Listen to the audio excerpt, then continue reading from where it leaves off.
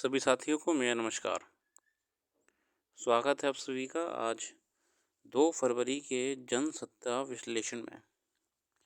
आइए शुरू करते हैं आज का जनसत्ता विश्लेषण और देखते हैं देश विदेश की कौन सी खबरें हैं हमारे लिए महत्वपूर्ण। प्रथम पृष्ठ पे हमारे सामने जो हाल ही में इंटरिम बजट पास करा गया है, पेश करा गया है, उसको लेके आर्टिकल्स दिए हुए हैं। रेलवे, हेल्थ, एजुकेशन तमाम प्रकार के सेक्टर्स में गवर्नमेंट ने अपने नए रिफॉर्म लाने की बात करी है। आवासीय योजना की पेशकश के जरिए बड़े वर्ग को आकर्षित करने के लिए किफ़ायती मकान की घोषणा की गई। वित्त मंत्री सीतारमण ने गुरुवार को अंतरिम बजट पेश करते हुए प्रधानमंत्री आवास योजना के तहत ग्रामीण इलाकों में 5 साल में 2 करोड़ और आशियाने तैयार करने के लिए जल्द पहल की घोषणा की। गर्भाशय कैंसर टीकाकरण केंद्र सरकार कैंसर की रोकथाम के लिए 9 से 14 वर्ष की आयु वर्ग की लड़कियों के गर्भाशय टीकाकरण सर्वाइकल कैंसर को प्रोत्साहित देगी। सीतारमण ने संसद में केंद्रीय अंतरिम बजट 24-25 में यह घोषणा की।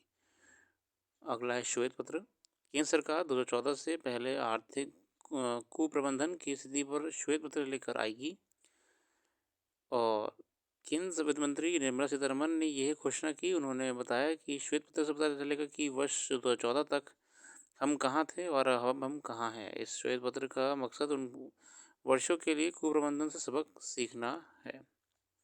मतलब कि कहाँ मिसमैनेजमेंट थी पिछले फाइनेंशियल ईयर्स में 2014 से पहले, मतलब कि बीजेपी गवर्नमेंट आने के पहले और बीजेपी गवर्नमेंट आने के बाद क्या रिफॉर्म्स आए हैं उसके बारे में एक वाइट पेपर पेश किया जाएगा।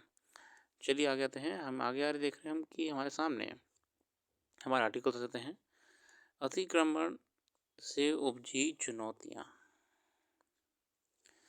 पिछले वर्ष कई प्रदेशों में अतिक्रमण के मामलों में हजारों लोगों को उनके आशियाने से बेदखल कर दिया गया। उनमें से ज़्यादा सरकारी या अर्ध सरकारी ज़मीन पर अतिक्रमण कर स्थायी या अस्थायी बसेरा बनाकर रह रहे थे। लखनऊ, हल्द्वानी, मुंबई, दिल्ली सहित देश के अनेक शहरों में अतिक्रमण के खिलाफ राज्य सरकारों ने कार्रवाई की। अतिक्रमण के खिलाफ कार्रवाई की गई राज्य सरकारों द्वारा। देश से हर जिले में अतिक्रमण एक बड़ी समस्या बन चुका है। केंद्र सरकार के आंकड़ों के मुताबिक देश में वन विभाग की 72,77,000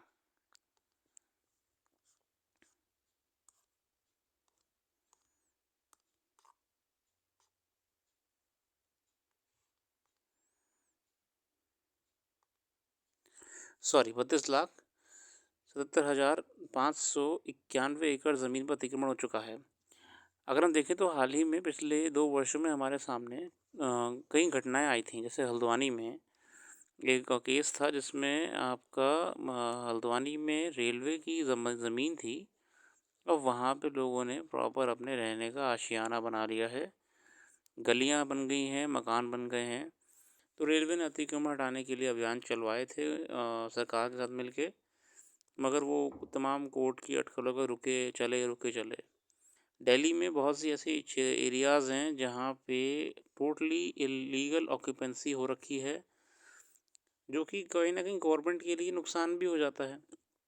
जो लैंड को गवर्नमेंट कोई और काम के लिए लगा सकती है पब्लिक वेलफेयर के लिए, वो लैंड गवर्नमेंट के हाथ से चला जाता है। ठीक है।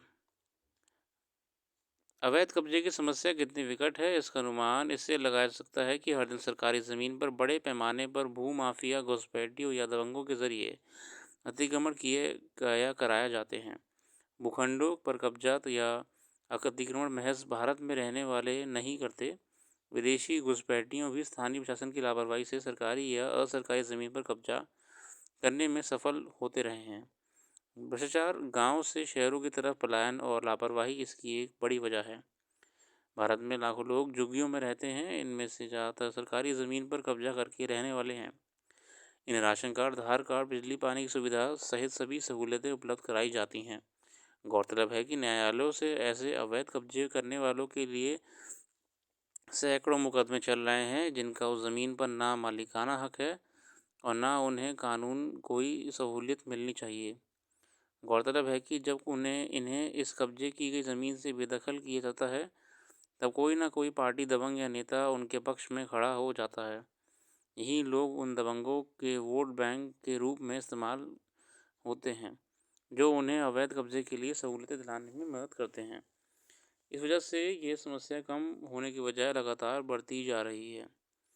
इसी के चलते सर्वोच्च न्यायालय को ये कहना पड़ा था कि अवैध कब्जों की वजह से देश के बड़े शहर स्लम यानी झुग्गियाँ झोपड़ियों में तब्दील हो गए हैं। देखिए, हम जानते हैं कि शहरों में ज़रूरत से ज़्यादा पलायन हो रहा है। जितनी किसी भी शहर की क्षमता होती है, कैपेसिटी होती है, उससे ज़्यादा पलायन हो रहा है। लोग अपॉर्चुनिटीज़ के लिए, लोग अपने जीवन स्तर को बेहतर करने के लिए पलायन कर रहे हैं।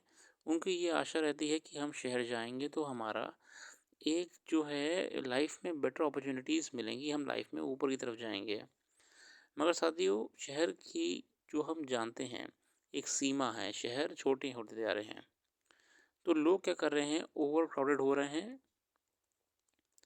और जगह नहीं मिल रही है तो जगह बना रहे हैं, अतिक्रमण कर रहे हैं। ये समस्या है। तो शहर के अच्छे अच्छे क्षेत्र भी, मतलब जो मान लीजिए खुले मैदान थे या खुले पार्क्स थे, वहाँ पे भी अवैध कब्जा करके मकान बना के या कॉलोनियाँ काट के कब्जा करा जा रहा है। शहर को कस्बा या शहर को बहुत ही सकरा बनाया जा रहा है। मतलब कि जो शहर खुला खुला हो सकता था, वहाँ पे आज प्रॉपरली कदम रखने की जगह भी नहीं हो रही है, और ये बहुत बड़ी समस्या है। ठीक है।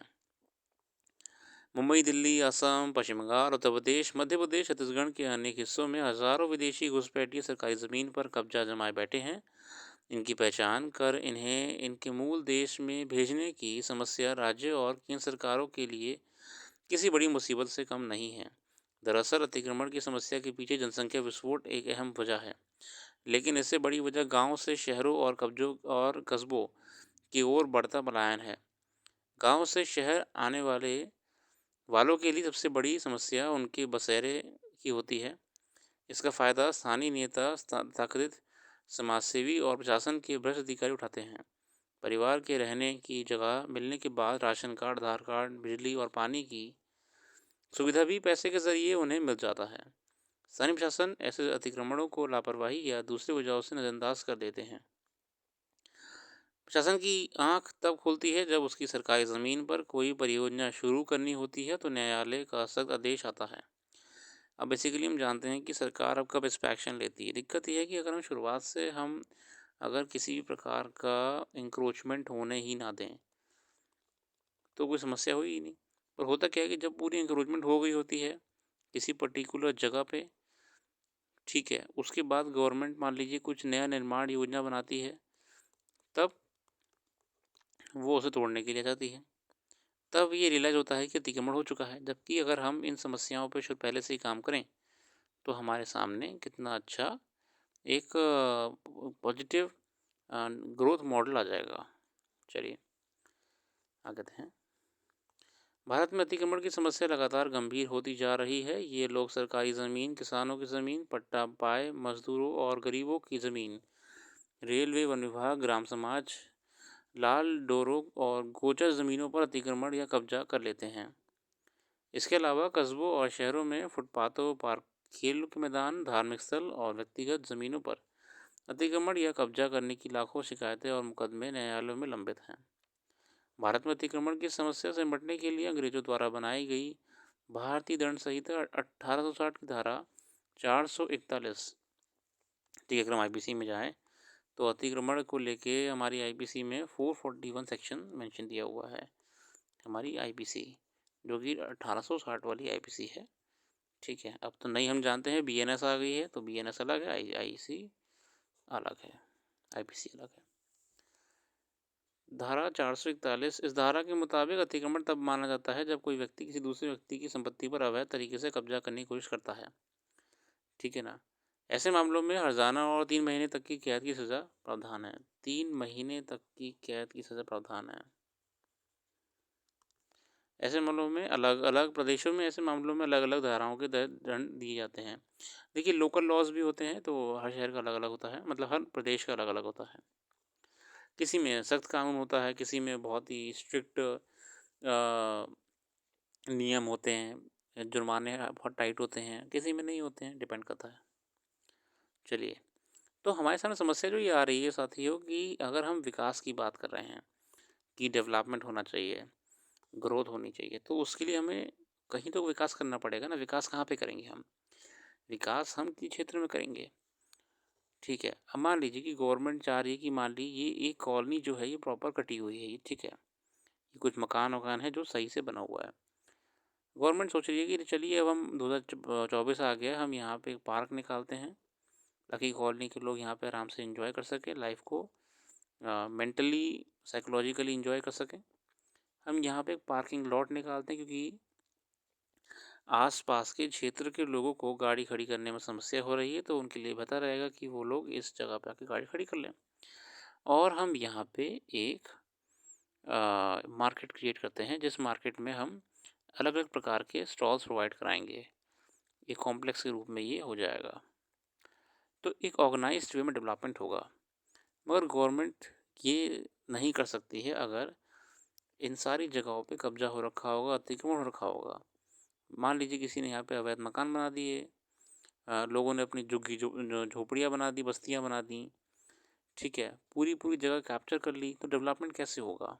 तो नागरिक परेशान रहेंगे, जनता परेशान रहेगी, सड़कें और संकरी हो जाएँगी।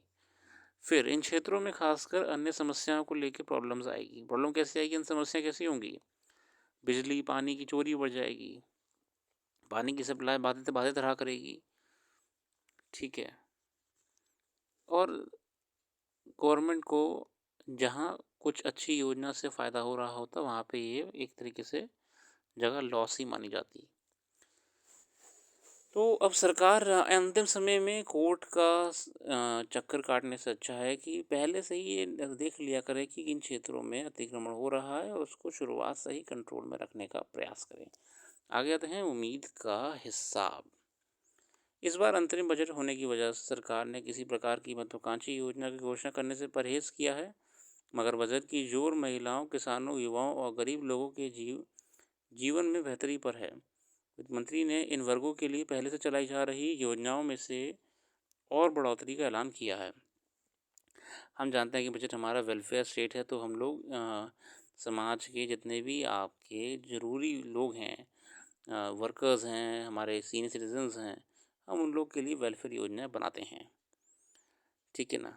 तो कुछ ख़ास नहीं है। अब रेलवे बजट का लेखा-जोखा भी आम बजट में समाहित होता है, तो इसलिए इस बार के बजट में ही 40,000 रेलवे बोगियों की वंदे भारत बोगियों में परिवर्तित करने और 3 नए कॉरिडोर शुरू करने का उल्लेख किया गया है। मतलब गवर्नमेंट ने कहा है कि जितनी हम देखिए ना रेलवे में हमारी जो कोचेज़ होते हैं, वो पुराने से हो गए हैं, अब वही डिज़ाइन चला आ रहा है, तो इतने सालों से वही चला आ रहा है। तो उन कोचेज़ को भी जो चेंज करा जाएगा, वंदे भारत के हिसाब से मॉडर्नाइज़ कोचेज़ होंगे, बिल्कुल नेक्स्ट जनरेशन वाले कोचेज़ होंगे। ठीक है ना? मैं तो देख रहा था नेट नेट पे इनके बारे में। जैसे हम लोग चार्जर वगैरह लगाते हैं ना, तो हमको यहाँ पे चार्जर की ज़रूरत ही नहीं पड़ेगी। हम डायरेक्ट अपनी जो डेटा केबल है, डेटा केबल को कोच में जो सॉकेट दे रखा होगा उसमें लगा देंगे, हमारा फ़ोन चार्ज हो जाया करेगा। और बहुत सारे ना इन्होंने कन्वीनिएंट फीचर्स ले आए हैं कोचेज़ में, तो ये अच्छी बात है। चलिए आगे आते हैं। अभिव्यक्ति की जगह दिल्ली के जंगपुरा इलाके में एक मुद्दे पर राय जाहिर करने और उस पर एक आरडब्ल्यूए की प्रतिक्रिया यही बताती है कि कुछ लोग देश की विविधता में एकता के विचार को या तो बेमानी मानते हैं या फिर बहुत कमज़ोर करके आंकते हैं। गौरतलब है कि कांग्रेस के एक नेता ने बेटी ने अपने सोशल मीडिया खाते पर अयोध्या की राम मंदिर से संबंधित एक टिप्पणी की और इस पर क्षेत्र के एक आवास कल्याण समिति यानी आरडब्ल्यूए की ओर से उन्हें बाकायदा नोटिस भेजा गया। आरडब्ल्यू साथियों क्या होता है? सरकार नीति ये करती है कि गवर्नमेंट तो नहीं कहूँगा इसमें, सॉरी, सोसाइटीज़ जो होती हैं, अगर मान लीजिए कॉलोनी है, सोसाइटी है, तो यहाँ पे एक एक आपकी बनाई जाती है रेजिडेंट्स वेलफेयर एसोसिएशन, आरडब्ल्यूए बनाई जाती है। इनका इनका काम क्या होता है? इनका काम ये होता है कि इस कॉलोनी में जितने भी लोग रह रहे हैं उनके भलाई के लिए काम करें। जैसे कि पार्क साफ रहें, ये देखते हैं और कॉलोनी के लोगों में ही तालमेल बना के रखते हैं, ठीक है ना? जैसे कि कोई कुछ लोग हैं जो गाड़ी टेढ़ी-मेढ़ी पार्क कर दे रहे हैं, किसी और के क्षेत्र में पार्क कर दे रहे हैं इत्यादि। ये सुनिश्चित करते हैं कि कॉलोनी सही से चलती रहे, हालाँकि ऐसा बहुत कम ही होता है। तो आरडब्ल्यूए ने बेसिकली कुछ एक्शन लिया, हम उसमें नहीं जाएँगे कि खामखा पॉलिटिकल न्यूज़ हो जाएगी, तो लेट्स लीव इट हियर। हम मुद्दे पे ही रहेंगे तो बेहतर है। सर्वाइकल कैंसर को लेके पहले से प्रिवेंशन करा जा रहा है। गर्भाशय कैंसर जो होता है आपका, उसके बचाव के लिए टीकाकरण करा जाएगा 9 से 14 साल के बच्चों के लिए, है ना? गवर्नमेंट पहले से ही जो हेल्थ प्रॉब्लम्स है जिन्हें कंट्रोल कर सकते हैं, उन्हें कंट्रोल करने का प्रयास कर रही है। इस बजट में इसके बारे में बात भी करा गया है ना? वित्त मंत्री ने कहा कि बेहतर पोषण उपलब्ध कराकर प्रारंभिक बालावस्था देखरेख एवं विकास के लिए सक्षम आंगनबाड़ी एवं पोषण 2.0 के अंतर्गत आंगनबाड़ी केंद्रों के उन्नयन में तेजी लाई जाएगी। इससे पोषण की डिलीवरी, शुरुआती शिशु देखभाल एवं विकास में सुधार होगा। उन्होंने सरकार को डिजिटल इंडिया पहल को आगे बढ़ाने के लिए प्रस्ताव दिया कि एक नए यूएन मंच देश में तेजी से आरंभ किया जाएगा। इस मंच का उपयोग टीकाकरण के प्रबंधन और मिशन इंद्रधनुष के तहत प्रयासों को आगे बढ़ाने में किया जाएगा। मतलब गवर्नमेंट बहुत सारे इनिशिएटिव्स ले रही है ताकि देश में ओवरऑल विकास हो सके, होलिस्टिक डेवलपमेंट हो, चाहे वो हाउसिंग हो, हेल्थ केयर हो, एजुकेशन हो या आपका मेडिसिन एंड हेल्थ हो, है ना? चलिए आगे आते हैं। बाकी कुछ खेल जगत की खबरें आएंगी हमारे सामने, वो है भारतीय पुरुष टीम जो आपका हॉकी है, उसकी कमान हरमनप्रीत जो खिलाड़ी हैं वो संभालेंगे। अनुभवी ड्रैग फ्लिकर हरमनप्रीत सिंह भुवनेश्वर और रूरकेला में होने वाले FIH प्रो लीग के मैचों में भारतीय पुरुष हॉकी टीम के कप्तान होंगे। मिडफील्डर हार्दिक सिंह उप कप्तान होंगे। तो ये आप ध्यान रखिएगा कि हमारे जो कप्तान हैं वो होंगे हरमन प्रीत, और जो हमारे उप कप्तान होंगे वो होंगे हार्दिक सिंह। ये चीज़ें ज़रूरी याद रखने के लिए, ये सब आपके करंट अफेयर्स में पूछ ली जाती हैं, बराबर तरीके से आती हैं। चलिए बाकी जो भी खबर यहाँ पे मिस कर दी गई है वो आपको हमारी वेबसाइट पे मिल जाएगी। वेबसाइट का लिंक आपको डिस्क्रिप्शन में मौजूद है। क्योंकि हम सब चीज़ें डिस्कस नहीं कर सकते हैं, क्विक एनालिसिस है तो उस समय का उपयोग करते हुए हम शॉर्ट में रखते हैं इसको। बाकी अखबार का अध्ययन, जैसे मैं हमेशा कहता हूँ कि आपको खुद भी करना चाहिए, तभी ज़्यादा अच्छा मज़ा आता है। हम सिर्फ आपके मन से वो डर निकालने का प्रयास करते हैं कि कैसे आप कम समय में अखबार को समझ सकें, फिर अपने अपने हिसाब से उसे टाइम दें और बेहतर परफॉर्मेंस दे सकें। अपना कीमती समय देने के लिए बहुत बहुत धन्यवाद। आपका दिन शुभ हो।